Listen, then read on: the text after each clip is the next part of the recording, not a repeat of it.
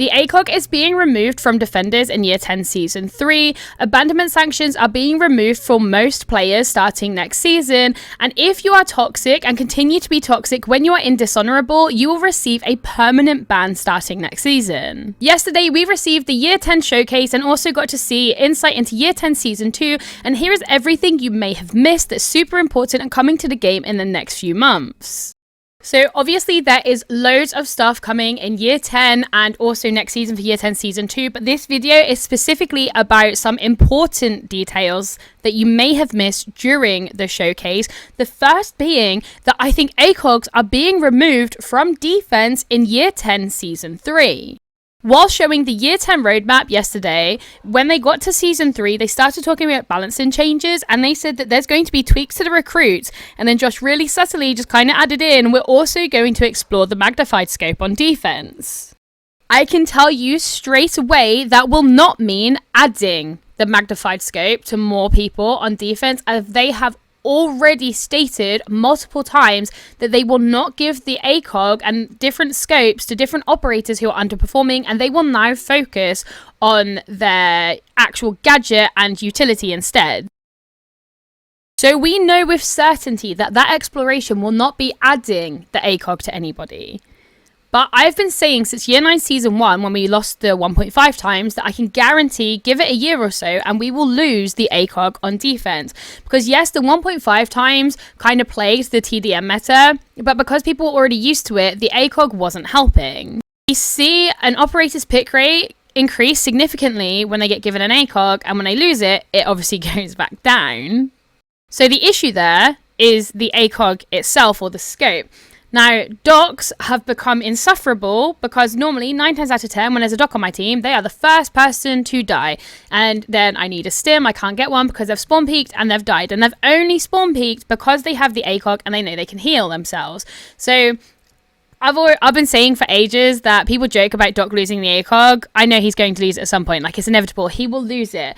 But I have been saying since Year 9 Season 1 that I think ACOG will be removed on defense completely, other than on weapons like DMRs, and then kind of like the shotguns that are basically snipers. So like the Boss G, Azami, Maestro and Alibi's weapon. Is it like the Alda, or is that Maestro's LMG? I don't remember. And also the TCSG. I think it will stay on those weapons only, but any SMG or anything like that, I believe that it's going to lose the ACOG, and I think this is what they're hinting at, because when we lost the 1.5 times, they said in a blog post that they are going to explore scopes in a 1.5 times. What they meant by exploring it, it just got removed from the game completely. Josh used almost identical wording to that blog post that hinted at the 1.5 times being removed from the game. So although it hasn't explicitly left their mouths that they are going to remove the ACOG from defense for most operators, I think this was very suggestive, and we can expect to see this change in Year 10 Season 3, as they have confirmed that these changes will come in Year 10 Season 3. I posted about this on another platform yesterday, and there was a massive outcry of why can't they just give everybody the ACOG and that will fix the issue. But I can tell that anybody who says that is either A, an ACOG crutch, so they're panicking, or B, they're probably not a very high rank, because there's a very obvious reason as to why not every single defender should have an ACOG. And if you need the explanation, here is the explanation. Siege is already a defender-sided game. Now, defenders sit in a building. They don't go outside. Defenders are there to sit in a building, hold an angle in the building, and it's the attacker's job to try and push in. Now, attackers need to look into the building. They have to look into the building. To get into the building, they have to look into it. So they need a scope. Not everybody runs a scope, but attackers need the advantage of a scope to somewhat stand a chance of pushing into the building. However, defenders' gunfights, in theory, should only take place inside of the building or on breach. But that isn't the case for Siege anymore. People ego swing windows, they ego swing breach like very far away. They do all of these things, which isn't how Siege was ever designed to be played. So yes, a defender needs an ACOG in that situation to try and get the advantage on the attacker. But that makes it unfair to an extent for the attackers, / it still makes it defender-sided. If you remove the ACOG off a defender, it then doesn't make the game attacker-sided, because the attackers still need to push into the building. They're not going to sit and hold a passionate pixel for the whole round, because if they do that, they won't get into the building, they won't plant, they won't eliminate the defenders. They don't have a choice. They have to keep moving. They have to push inside of the building. A defender can hold a passionate pixel for the whole round, and unless the attackers kind of like clear them out, if they can, but if they're holding a passionate pixel, they might not be able to. And that gives the defenders a very big advantage. You can still hold a pixel angle without an ACOG. I don't think I play a single ACOG operator on defense. And I'm in champ, I have a positive KD. You don't need an ACOG to win defense. If every single defender had the ACOG, that would be insufferable for the attackers, because it is already technically a defender-sided game. And so that is why it makes sense for attackers to have the ACOG and to have magnified scopes and not defenders. It doesn't make sense. Like, defenders do not need it to win. The attackers somewhat do need it to be able to win. So I hope that explanation kind of clears up why, A, it doesn't matter if defenders lose the ACOG, and B, why defenders definitely all shouldn't receive the ACOG. People in the comments were wild. They were like, well, the game's going to be so attacker-sided now, and they were like outraged by it, but it's really not.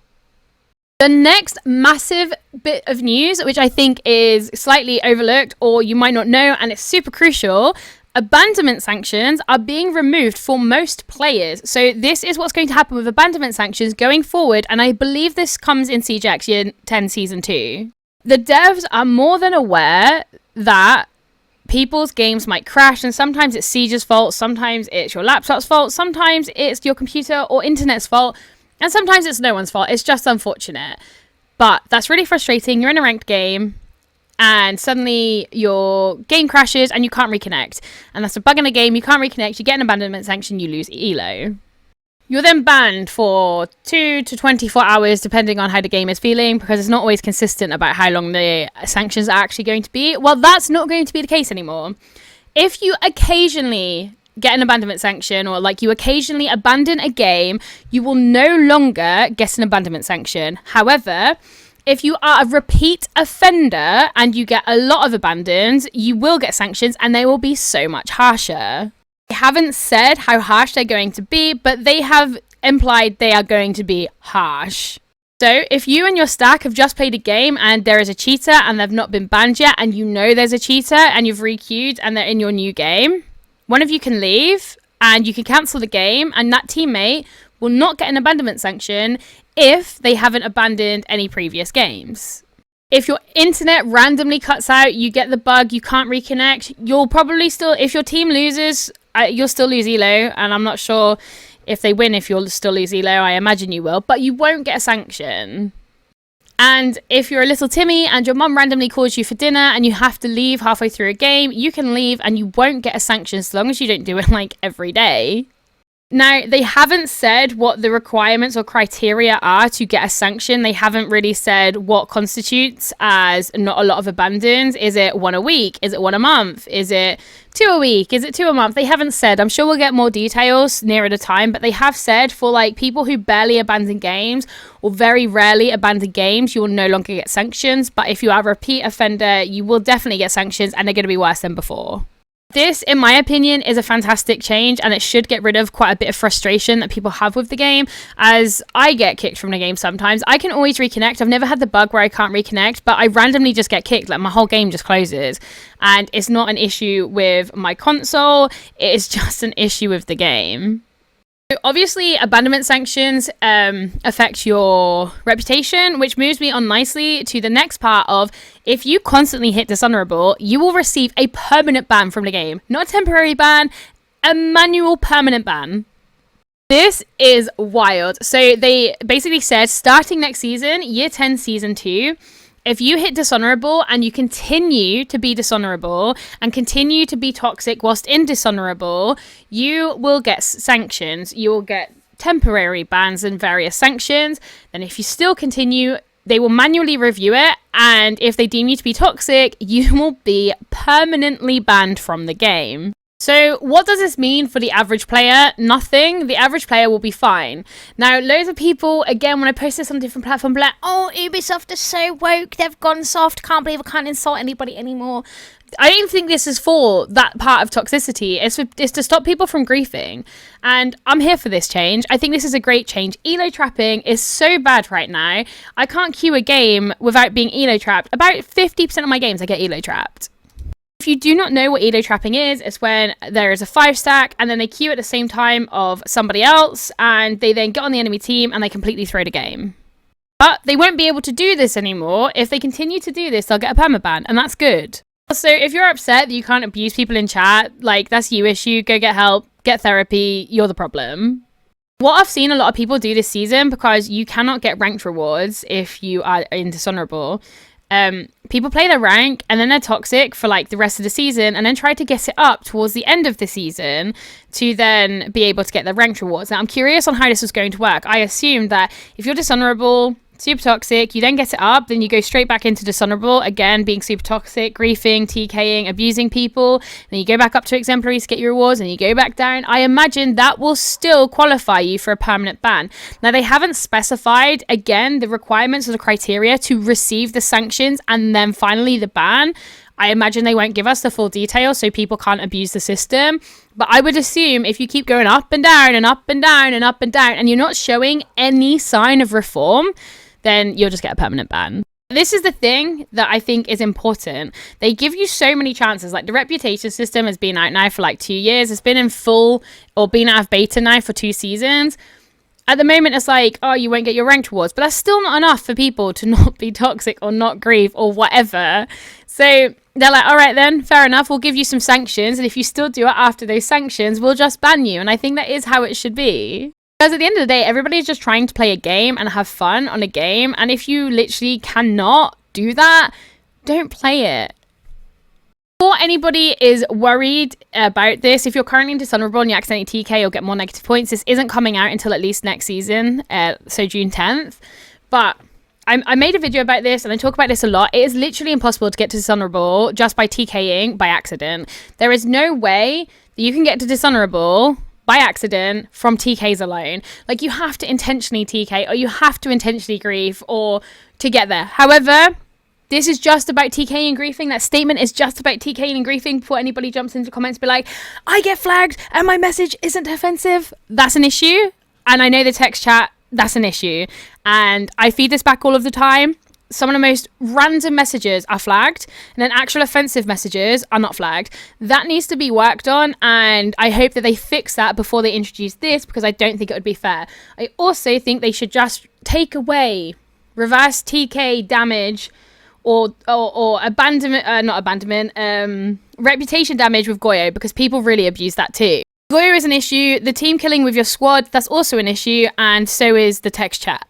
Although personally, I guess if my teammates kept TKing everybody and then I was getting my reputation down because of it, I just wouldn't play with them, to be honest. But that's just my choice. I think those 3 things definitely need to be tweaked to deal with this, as if not, that isn't entirely fair, because somebody genuinely could get a sanction or ban by mistake. It's a very small possibility, but it is still a possibility. If you are on console where text chat doesn't exist, you cannot get to dishonorable by accident. Like, you are there on purpose. And if you really do have that bad trigger discipline, that is a skill issue, and you probably shouldn't be playing ranked until you get a bit better. I'm not going to lie. One thing we did not get during the year 10 reveal, and I'm really surprised we didn't get it, is we did not get an update to native M&K on console. They said 2 seasons ago that you could now do it. You cannot. They haven't given us an update since. We do know it's coming. They have confirmed, they have explicitly confirmed that it is coming. It's literally left the mouth of a dev that it's coming, but we didn't get an update on it. And I'm going to assume that they're having issues or they've hit like a wall with it, kind of like what they did with the privacy mode. That was meant to come out, what, 2 years ago maybe? And it didn't come out, and that was because of a Sony Microsoft issue, and now they've resolved it and it's finally coming out. I assume maybe they've hit a wall similar with native M&K on console, so we do not have an update about that yet. I really hope that we do get an update about it at some point in like a blog post or something.